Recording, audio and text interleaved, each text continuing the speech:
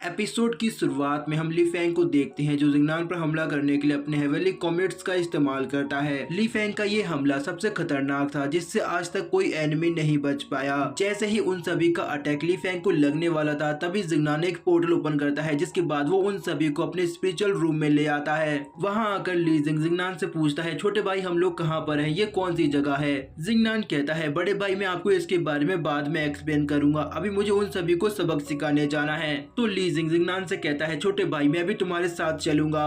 उनकी ये बात सुनकर चिवली कहती है, मुझे भी तुम्हारे साथ आना है, वो लोग मेरे भी दुश्मन हैं। ली जिंग चिवली को समझाता है कि तुम यहीं पर मिस जोई के साथ रहो, मेरा यकीन करो मैं तुम्हारे दुश्मनों को बिल्कुल भी नहीं बख्शने वाला। ली जिंग की ये बात सुनकर चिवली मान जाती है। इसके बाद हमारा सीन कट होता है। फेंग यू देखता है कि वहाँ पर ना तो वो लोग हैं और ना ही उनकी बॉडीज। आखिर वो सभी लोग एकदम से कहाँ गायब हो गए। वो लोग इसके बारे में सोच ही रहे थे कि तभी वहाँ पर एक पोर्टल ओपन होता है जिसके अंदर से जिंगनान और ली जिंग उन पर हमला कर देते हैं। हालांकि वो लोग उनके हमले को नलीफाई कर देते हैं। तभी जिंगनान ली फैंग से कहता है, अगर तुम्हें हिम्मत है तो मेरे साथ मेरे पीछे आओ। इसके बाद जिंगनान सीक्रेट वर्ल्ड से बाहर चला जाता है। ली फैंग और फेंग यू दोनों उसका पीछा करते हैं, जबकि इधर ली जिंग मिस लिंग यू और वांग यू को अपने सामने रोकता है और कहता है कि तुम्हारा दुश्मन मैं हूँ। ली जिंग अपनी स्पिरिचुअल स्वॉर्ड निकाल कर वांग यू पर हमला करता है, लेकिन वांग यू उसके हमले को डॉज कर लेता है। तभी मिस लिंग यू ली जिंग को अपने स्पिरिचुअल थ्रेड्स में बांधने की कोशिश करती है। ये देखकर ली जिंग अपने स्पिरिचुअल फायर का इस्तेमाल करके उसके थ्रेड्स को जला देता है, जिसकी वजह से मिस लिंग यू भी थोड़ी सी इंजर्ड हो जाती है, जो देखकर वांग यू को और भी ज्यादा गुस्सा आ जाता है। वो अपनी पूरी पावर का इस्तेमाल करके ली जिंग को पंच करता है, पर सही वक्त पर ली जिंग अपनी इंडियन शील्ड का इस्तेमाल करके उसके पंच को रोक देता है। हालांकि हम देखते हैं कि वांग यू का ये हमला काफी ज्यादा स्ट्रॉन्ग होता है, जिसकी वजह से आसपास काफी ज्यादा स्पिरिचुअल ऑरा फैलने लगता है। वांग यू अपनी सारी पावर लगा देता है, लेकिन फिर भी वो ली जिंग की शील्ड को नहीं तोड़ पाता।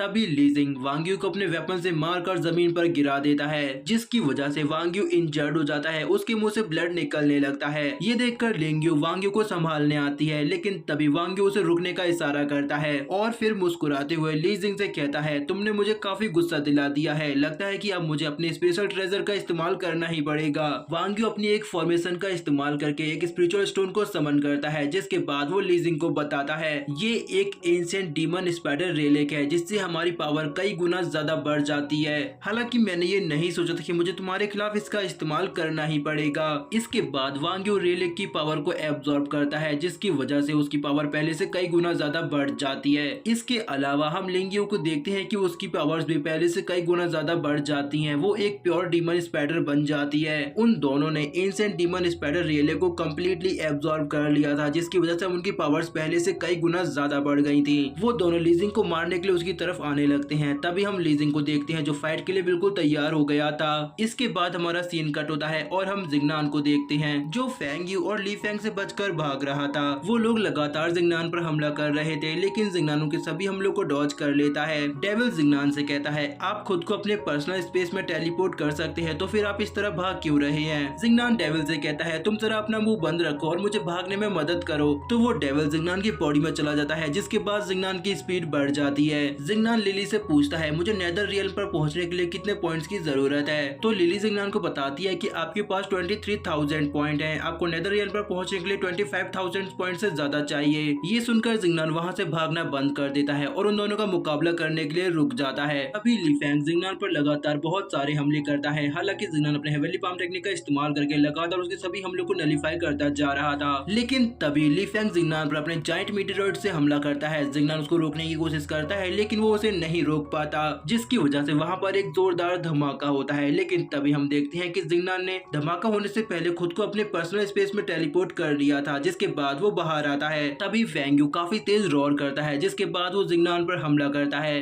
लेकिन जिंगनान अपने एक्स को बाहर निकालकर फेंग यू पर हमला कर देता है। पर हम देखते हैं कि फेंग यू ने जिंगनान की एक्स को अपने हाथ से पकड़कर रोक दिया था। फेंग यू जिंगनान से कहता है, तुम्हारी एक ही ट्रिक बार बार हमें नहीं रोक पाएगी। जिंगनान फेंग यू को पीछे हटाता है, तभी एक्स की पावर अपने आप एक्टिवेट हो जाती है, जिसकी वजह से उनके डेमोनिक इमोशंस उनके सिर के ऊपर दिखाई देने लगते हैं। जिंगनान सोचता है, ये पॉइंट्स बढ़ाने के लिए मेरा बिल्कुल सही मौका है। वो ली फैंग के आर्टिफैक्ट को बाहर निकाल कर उसे दिखाते हुए चिढ़ाने लगता है। वो उसे कहता है कि तुम्हारे अंदर इतनी भी हिम्मत नहीं कि तुम मुझसे ये छीन सको। जिंगनान की बातों से ली फैंग को काफी ज्यादा गुस्सा आ रहा था। वो जिंगनान से कहता है कि मैं तुम्हारी जान ले लूंगा। वो आर्टिफैक्ट हमारे सेक्ट का एक रेयर ट्रेजर है, मुझे वो वापस चाहिए। जिंगनान ली फैंग से कहता है, मैं इसे अपनी कल्टीवेशन के लिए डिस्ट्रॉय करने वाला हूँ। अगर तुम इसे बचा सकते हो तो बचा कर दिखाओ। इतना कहने के साथ ही जिंगनान लिली से कहता है कि तुम इसे एब्जॉर्ब कर सकती हो। इसके बाद जिंगनान इस तरह एक्ट करता है कि उसने आर्टिफैक्ट को डिस्ट्रॉय कर दिया, जबकि लिली उसे एब्जॉर्ब कर लेती है। ली फेंग को देखकर लगता है कि जिंगनान ने सच में उस आर्टिफैक्ट को डिस्ट्रॉय कर दिया, जिसकी वजह से ली फेंग काफी ज्यादा निराश हो जाता है। वो जिंगनान से कहता है, क्या तुम्हें पता है वो कितना खास आर्टिफैक्ट था? तुमने उसे तोड़ने से पहले एक बार भी नहीं सोचा। तभी हम देखते हैं कि जिंगनान के एंगर पॉइंट्स कंप्लीट हो जाते हैं और वो नेदर रियल पर पहुंच जाता है। जिंगनान को ब्रेक थ्रो करता देख फेंग्यू कहता है, थोड़ी देर पहले तो ये स्काई रियल पर था, अचानक से ये नेदर रियल पर कैसे आ गया? इसके बाद हम जिंगनान को देखते हैं जो उन दोनों को अपने साथ टेलीपोर्ट करके अपने पर्सनल स्पेस में ले आता है।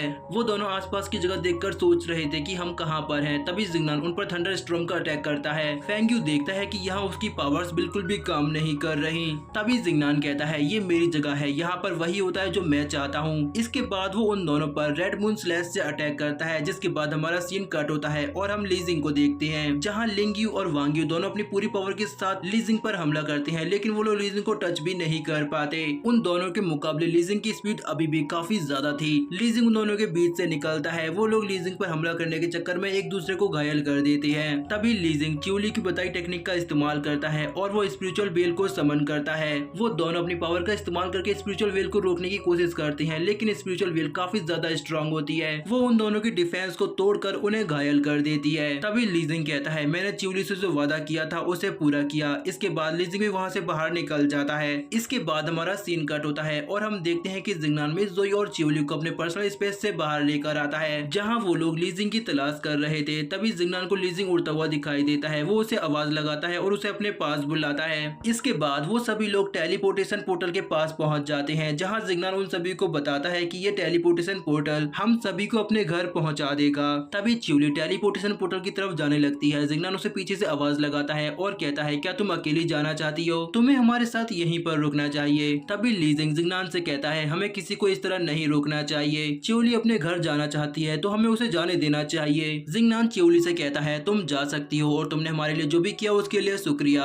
लीजिंग की ये बात सुनकर च्यूली नाराज हो जाती है और वो कहती है कि तुम कभी नहीं समझोगे। इसके बाद वो गुस्सा होकर वहाँ से जाने लगती है। जिंगनान लीजिंग से कहता है, बड़े भाई आप काफी ज्यादा भोले हो, च्यूली आपके साथ यहीं रुकना चाहती है। ये सुनकर लीजिंग च्यूली से कहता है, अगर तुम मेरे साथ रुकना चाहती हो तो रुक सकती हो, मुझे कोई प्रॉब्लम नहीं है। तो च्यूली लीजिंग से कहती है, अगर तुम इतना बोल ही रही हो तो ठीक है, मैं तुम्हारे साथ रुक जाती हूँ। लेकिन तभी पोर्टल से मूचन का हाथ आता है जो च्यूली को पकड़कर अपने साथ ले जाता है। च्यूली चिल्लाते हुए कहती है, मेरा इंतजार करना, मैं जल्दी तुमसे मिलने वापस आऊंगी। और यहीं पर हमारा ये एपिसोड खत्म हो जाता है।